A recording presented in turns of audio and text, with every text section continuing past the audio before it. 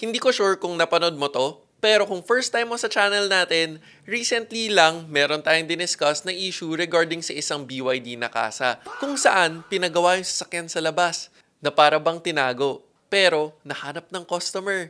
Magandang panoorin mo rin to para matuto ano dapat gawin kung ikaw naman ang nasa sitwasyon na yon. Ryan!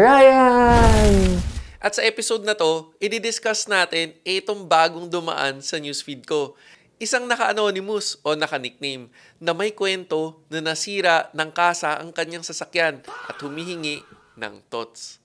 Initially, weird lang kasi nasa Toyota Corolla Cross Owners Group siya pero ang concern niya, Ford.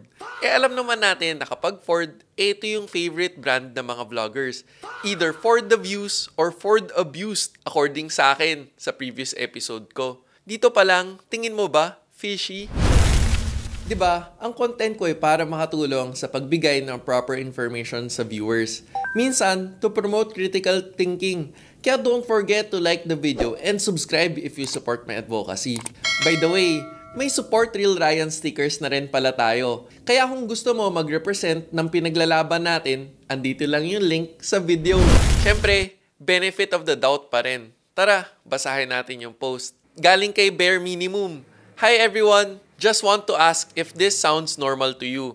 PMS sa Ford EDSA Green Hills. Technician accidentally broke the spark plug and also damaging other engine parts that had to be repaired. Inamin naman daw yung pagkakamali at inayos, pero hindi daw sila allowed na magbigay ng any written warranty for the repair. Only a list of parts for reference.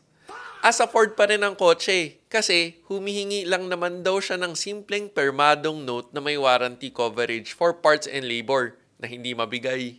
Sabay tanong kung standard practice ba to ng Ford or ng kahit anong kasa. Appreciate your thoughts. Pag nagbasa ka sa comment section ng post na to, panay sagot ng mga tao, puro mga naka-English na hindi normal, not a dealership standard practice, Ford or any other brand na dapat daw mag-provide ng written documentation, etc. etc.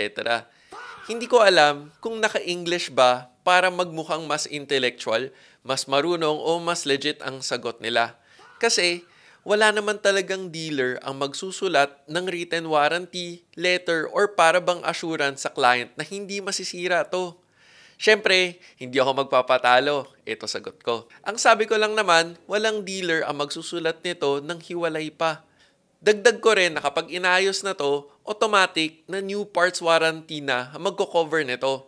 At bago ibalik ang kotse, dadaan yan sa quality inspection. Pero sa totoo, ang komplikado kasi, hindi alam ng karamihan na may consumable items rin na lahat ng to subject for evaluation pa rin. The mere fact na may kopya ka ng list ng mga pinagpalitan o ginawa, assured ka sa kasa na yan na pinagpagawan mo kasi pwede mo silang balikan sa hawak mo. Ito na lang, inamin ng mekaniko na nagkamali siya. Hindi pa ba yan patunay na may integridad yung tao at yung kasa? Isipin mo, sinabi na Dave admitted and fixed it. Natawa na lang ako na may ganitong comment. Sounds normal daw for Ford EDSA. Marami ng horror stories akong nadinig doon. Horror story na pala ang umamin at panagutan ang sasakyan. Paalala ko lang, may mga shops na tinatakbuhan ang mga nasisira nila na sasakyan. Ito, sample. Pause mo na lang yung video para mabasa. Dito, sa specific na kwento na to, may nakaputol rin ng spark plug. Isang mekaniko ng shop, vlogger yung owner. Tumupi yung customer dahil ayaw mabash. Ang nakakatawa dito, nag-live pa kasi yung vlogger at tinakwil yung customer. Hindi daw nila ito customer at tinutulungan lang daw. Kung gusto mong i-search to sa Facebook, hindi mo na to mahahanap. Kasi sa isang phone call, tinakot nakakasuhan daw ng libel. Kaya napilitan mag-post ng ganito. Deleted na. Kaya in any situation, ang mahalaga, naging tapat sa'yo yung pinagpapagawan mo. Kasi they admitted and fixed it nga, 'di ba? So kung nangyari ang ganitong sitwasyon sa'yo na may nasira ang kasa, inamin at aayusin, wag na sana natin itong gawing oportunidad na i-take advantage, lalo na yung pag-interesan pang perahan ang kasa. Makipag-ayos na lang. Kasi kung talagang ididiin mo yung nakasira, parang nabaliwala yung integridad ng pag-amin ng tao. Wala naman perfect. At para bang tinuturuan mo pang wag umamin. Para sa akin, yun yung value na sana hindi mawala sa mga technicians o gumagawa ng sasakyan. At kung feeling mo hindi ka properly naasikaso o nadehado ka pa, lahat ng car brands may customer relations department na kung saan pwede mong i-report itong mga bagay-bagay na to. Kahit hindi na paabutin pa sa abogado, DTI o Tulfo. Kung maayos na brand tong pinag-uusapan natin, dito pa lang, palo na kagad sa puwet ang dealer. Kasama na yung technician. Isipin mo yun, kasalanan lang ng isa, damay ang buong kasa. Anong natutunan mo sa episode na to? Gusto ko marinig ang opinion mo sa comment section. Kung nakadagdag info tong episode na to sa'yo, please don't forget to like the video. At kung hindi ka pa nakasubscribe, baka naman para parating ka updated sa mga relevant car-related videos.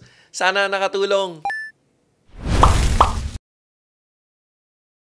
O teka, pag may nakalimutan man ako, comment down below. This is me, Real Ryan, bringing you real talk, real experiences, and real reviews. Don't forget to subscribe, like, and click the notification bell. Thank you for watching. Peace.